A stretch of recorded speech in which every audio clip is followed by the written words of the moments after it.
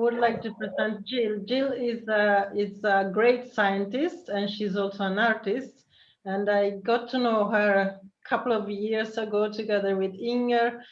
We invited her to Uppsala University and also to Tromsø University, where she made a very nice and very appreciated exhibition about her work. So as I said, she's an artist and she's also a scientist, because she got two degrees, right? Correct? Different, very different degrees. One, she completed a Master of Science in 2018, so it's quite recently, at the University of Maine, about the Antarctic ice sheet. And then she also completed a degree in studio art. So she has a double degree in very different disciplines. And she likes to combine art and science. And she used real data especially from climate change data related to ice sheet developments to create her artworks. And we have started a collaborations where I asked her actually to use our own data for the work that I'm doing together with Kevin Nota, the PhD student who is working with me, and use my own data let's say inspiration from our data to create some artworks. But she has created a lot of other things, very, very, very interesting, and she's also very interested in communicate science to a broader audience through art, and this is the topic, I guess, of her talk today. So welcome again, Jill, and looking forward to hear your talk. Thank you. Thank you for having me. Yeah, so I'm just going to be sharing a little bit more about my art than like the science research I've done, but I'll talk a little bit about my background just and how it inspired my art. And so, yeah, I'm going to be sharing some of the science art I'm making, and then I'm going to go through the paintings that I've been making in collaboration with Laura and her research. And I'm almost done with that project, so I'll share what that process has been like. All right.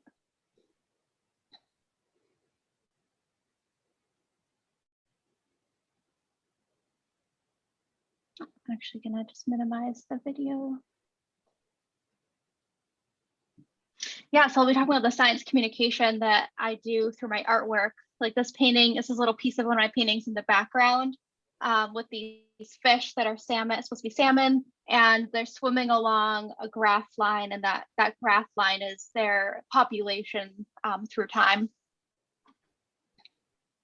So right now what I'm doing for my career is working primarily as like an artist and science communicator. And so the photo of me on the left is just my current workspace at home for my art. So I've been there a lot more this past year, of course, with COVID, and that's been like my primary studio space. And then the photo of me on the right is making a painting of a mountain in the Western United States. And I work on that mountain and others in the area to basically just study how the glaciers are changing now. And then I have that earth and climate science background. And so I went to school in the Eastern United States. That's where I live now, in the state of Maine. And when I was at university, I was able to do a lot of travel to different places in the world to mainly focus on paleoclimate. And the kind of focus of my master's research was in the bottom left photo in Antarctica. And that was just primarily how the ice sheet changed at the end of the last ice age. And I'd be happy to talk more about that research, but I wasn't really going to focus on it today. And then this is just a photo from when I visited Laura and Inger, and went first to Uppsala and then to the University of Tromsø, and gave a couple talks and was able to just talk with them firsthand about their research. And that was like the jumping off point for me creating paintings for them. And this was in the spring of 2019, so just about 2 years ago. I was going to show a few photos of the work that I do in Washington State, again in in the Western US, because I think some of that research has been what really shaped the art that I'm making now and kind of gave me the inspiration or the drive to make art that communicates about science to better share those stories with people.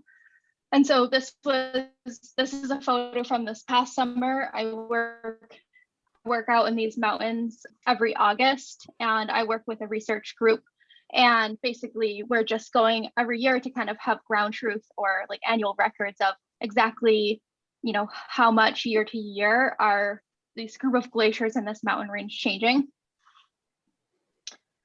And then another thing that we've been faced with a lot when we in the western US United States and Western Canada has been a lot of really increased forest fire activity from really severe drought and heat. And so this was two photos that I took the same day of haze from fire smoke coming in. And this has been a pattern that's been happening pretty much every year since 2015. And really before that time, I had never, not that never happened, but it was so much more uncommon. And so I hadn't personally experienced that working there in the summer. And now that's a part of work out there is to have to do field work in these conditions. And this pond or small lake in the photo is fed by a glacier that's behind me, one of the glaciers that we work on. And then this is an image of the terminus of one of the glaciers that we work on that extends over the horizon. And this image for me is powerful because it was taken, where I'm standing is where that glacier used to end when I first started working at this location in 2009. And so just 12 years of retreat of just this one glacier. And that's, I forget, I should find out the exact number, but I think it's at least 100 meters of retreat, maybe more, but it's also, of course, so much, thickness and volume loss of this one spot that, just so much change to have seen over that period of time. So in combining art and science, I've really enjoyed getting to do that intensive field work and lab work to just like gain, those scientific practices, to gain that background in, how our Earth and climate system works and, how climate change now caused by humans is different. And I think being in that field has also given me that good view of what are the ways that, scientists in different fields like most often communicate, and especially with each other, through like talks, through posters at conferences, and through, of course, all our publications of our data and things like that. As an artist, I think the skill sets that I developed were a little more focused on, figuring out a way to tell a narrative through art. And besides getting like the technical background as well in art, it was figuring out how to, incorporate complex topics. And so I think that's like an interesting overlap with science where you're figuring out like a visual way to show, what you're doing in science, and art, you're figuring out like a visual way to show, a topic that you're trying to express. And then lastly, as an artist, just learning how you can communicate with it. What are the tools that you're going to use? For me, it's been visuals, because I'm a painter, through the composition of your work and through trying to include emotion. So by combining art and science, my goal is to, use the scientific information that, for me is really a good, clear way to communicate, and pair it with visuals that help maybe for other people, illustrate that clear story. And in doing so, like bring, more of the emotional view of it that I think, at least I think that many of us scientists like feel that like emotional backstory to the work that we're doing, but that's not the story that we're putting, of course, out in our papers and our data. And so trying to bring that emotion to the data, and in doing so, like make some of these stories about climate change, things that people can more easily relate to. So when I first started combining art and science, that was usually paintings like this that were depicting what was in front of me. This was a painting I did on a glacier. And when I started the painting, like it was a really sunny day and that the weather changed very quickly, which is why the sky doesn't match. This is just a big ice fall on a glacier that I work on. And then paintings like this, where I'm just depicting, you know, something that we're doing in our field where like we're taking a core for snow density to try to compare, like, can we do this instead of, you know, digging a snow pit? And then in the image on the right was taking a measurements of the depth of a crevasse on a glacier. So these have just been ways for me to like very literally just kind of have like landscapes more of science work and show that to people in a kind of a similar way that photographs would. And so the work that I'm doing now as an artist and science communicator is incorporating the data that I sometimes collect. Usually it's not data that I've collected into my artwork. And so an example is the painting on the right. And this painting is supposed to be a glacier, like the ones that I've worked on, a little bit abstracted, of course, but I used that graph on the left as like the kind of top or profile of the glacier and tried to show, you know, its beauty, kind of the patterns and the color, but it also gets like more kind of gray at the bottom and thin as it's retreating. And so the graph on the left is the data that I've collected with that research project on the glaciers in Washington State. And so on the y-axis is annual mass balance. So, you know, just the glacier's budget, their, you know, snow gain versus snow loss every year.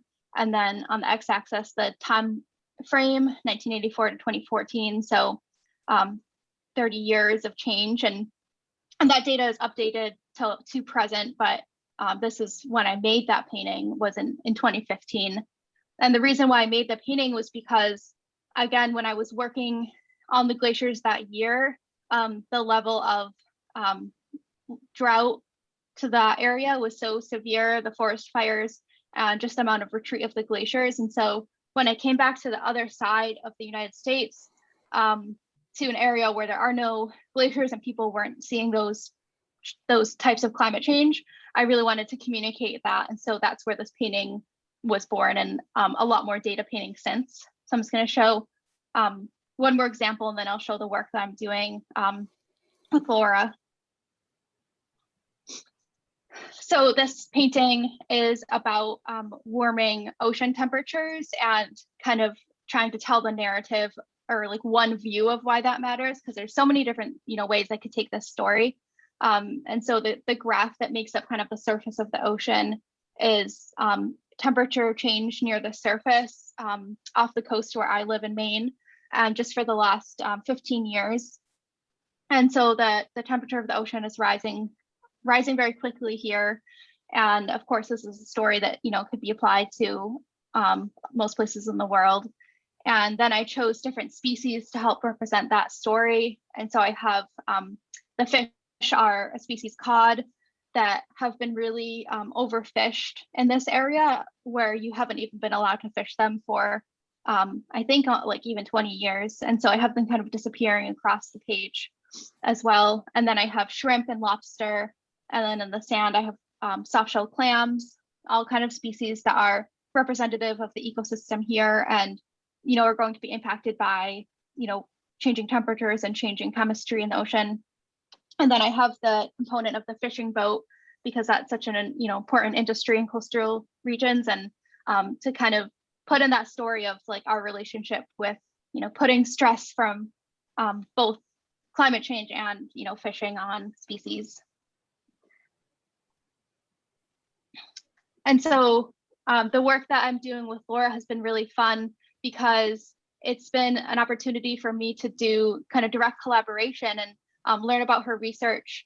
And rather than just kind of finding out about a topic myself and then making the art, I've been able to learn about it from her and figure out a way to share just one piece of the work that she does.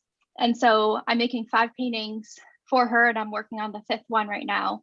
So the first painting on the left is an image of 2 women scientists who are, you know, taking a core on the frozen lake in the winter. And so these first two paintings don't have any data. They're just supposed to be showing like, this is how, they go into the field and collect the core. And then the painting on the right is zooming in. And so you can see, the layers better.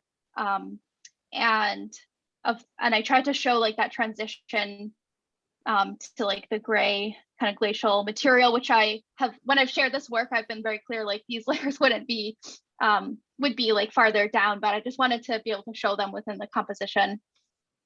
So there's still a little bit of that like interpretation that I feel like sometimes I have to do with art. But I really wanted to show that like kind of cross section and kind of show that beauty and how interesting it is to get to look back in time that way. And then the third painting in the series on the left is now taking one of the cores and showing like extended out in the layers all of the different material that they find. And so I painted both the pollen and seeds throughout the layers, and the pollen and seeds, of course, are not to scale. And so it's another thing I would mention in the caption, but I wanted the kind of cool detail to be seen in both of them. And I do have one graph line in this image, which isn't showing up as well here, but I have this like blue graph line going down the core. And that's supposed to be showing the percentage of pollen found with depth for the Norway spruce species that is like the highlight of this research project. And so with behind that graph line is that the only thing that you see is the pollen grains of the spruce. And then the fourth painting on the right is now showing how all of sorry, I'll go back to the third one just quickly. So I'm trying to go through like the explaining the research people. So like the first two coring were like, how do they do this and what does that look like? This third painting was like, what do they find? And then the fourth painting on the right was what is one of the things they can use that information to like interpret about the past. And so I used this figure from a research paper. I'm not quite sure how, but I think it's, I know it's a paper by Giuseppe. I don't remember the year.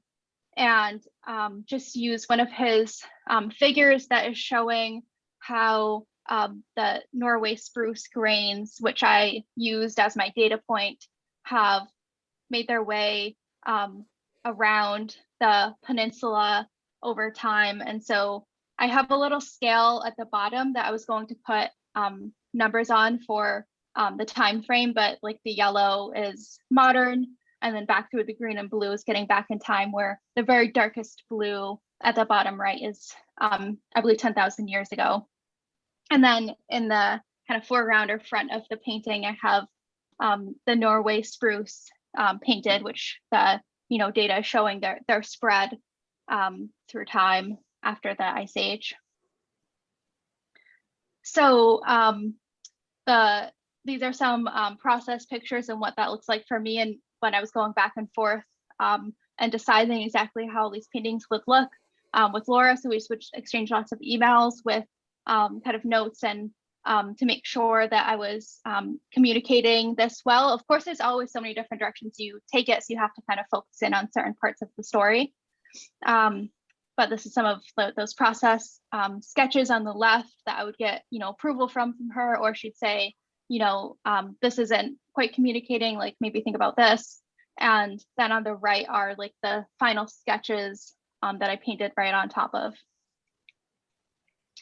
And so then the final painting that I am currently working on is going to be about tree line change, to have one painting that shows like one of the reasons the research is important for today with understanding how Norway spruce will be affected by climate change. And so I'm going to do this painting about the tree line or forest line shifting, and use global temperature data to kind of separate the forest from some of like the clonal trees above that are higher on the mountainside. And so on the right, that's like just my simple sketch for it. And on the right here is where I am progress-wise with that painting. So I'm starting to paint that forest that, again, is going to be under the temperature data line. And then once you get over the temperature line, it'll start to be more of those clonal trees, and then the bare face of the mountain above tree line. And so that's like the final kind of piece of the story. And I think the only piece that I discussed with Laura that isn't included in this series is really going into ancient DNA and how they go about finding this out in the first place. And so that would be a cool kind of 6 painting to maybe do at some point as well. And then lastly, I just wanted to share kind of some of the images that Laura and her team have sent me to help inspire, how these are going to look, what kind of color should I use. And so for any painting I make, I have these kind of like collages just on my computer of images that are my references for making the painting. So some of the landscape and the trees and coring, and then the cool images she sent me of microscopic images of the seeds and the pollen, and a little sketch that she sent me that was helpful. And then lastly, something I'm doing to further try to connect this idea of data and art is working with students. And so bringing this activity to classrooms has been really fun, and it's something I've still been able to do over the computer this past year. And so it depends on like the age level and interest of the school, but often I will bring in graphs and have the students be able to choose from a few different topics, and then they can make art about it and what those things mean to them. And it's just a way for them to engage about environmental information in a way that, I hope that they can absorb maybe more and understand, and allow themselves to express that emotionally, and have a little bit of science and math and art in there, as well as kind of usually some writing component about why they chose to do what they did in their piece. And so then on the right, I have some examples of lots of different topics that students have chosen. And I think doing this has also given me a lot more hope and positivity for seeing younger generations really understand and care about these topics in a lot more kind of across the board way than some adults. So that's really inspiring to me. And just a few more examples. I've been really impressed by the way they have been able to communicate these. I think we're maybe 12-year-olds or something. I can't quite remember, around that age, but still really cool to see what they came up with. And also some of them were really good artists. So that was neat. So I think my kind of takeaways that I think about a lot as someone who does a few different disciplines is, just thinking about how different types of media can communicate, complexities differently. And so, just kind of understanding what those loose boundaries are and what audiences they're best with. And so in terms of climate change, it's just that I am choosing art as one way to share information with people. And if there's so many different ways, so it's just thinking about, what are those different methods that you can tap into to reach different audiences and share, the importance of your work.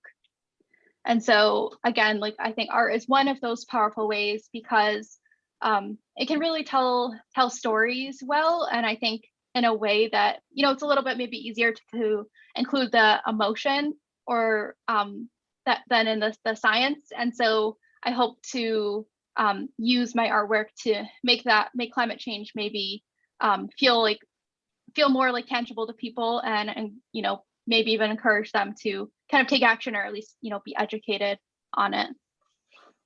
And so I'm hoping to do a lot more collaborations like this in the future with scientists from different fields to just be part of taking the work they're doing and finding other ways where people can learn about it, basically. Thank you very much for listening. I'd love to answer any questions if you have any. Thank you very much, Jill. It was very nice.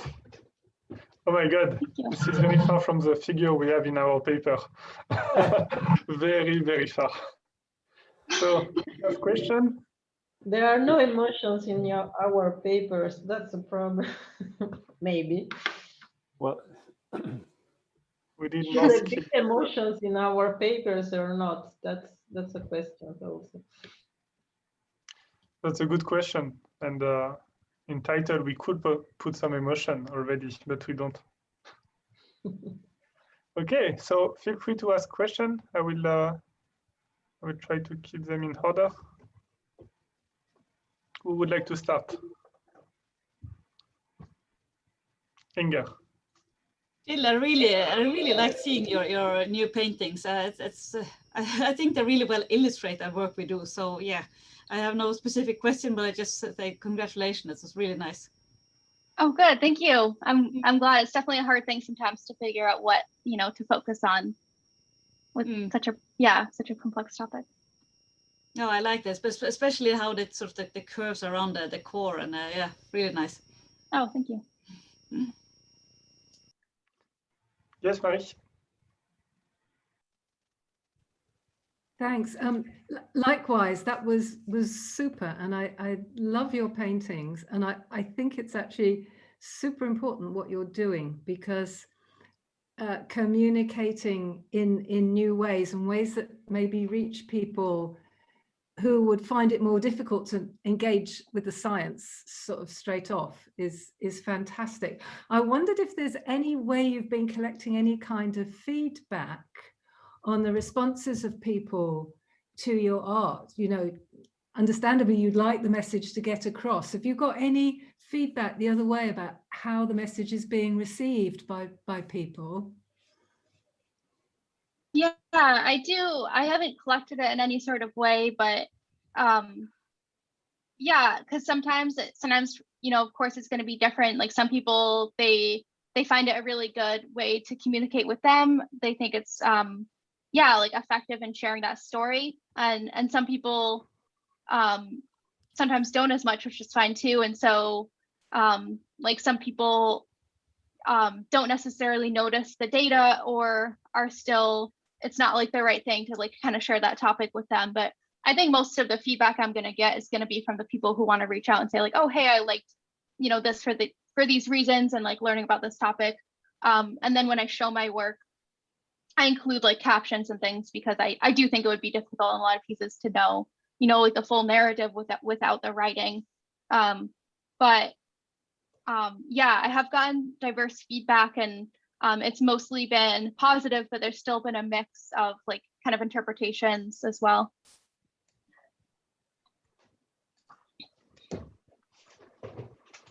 Thank you. Yes, Rich. I think it will be a great tool for the graphical abstract that many journals are starting to require nowadays, because it's something that can easily be then used when people give presentations, or will take the the research material and use it in their own teaching and stuff like that. So I hope, Laura, you're going to use some of those paintings in a publication.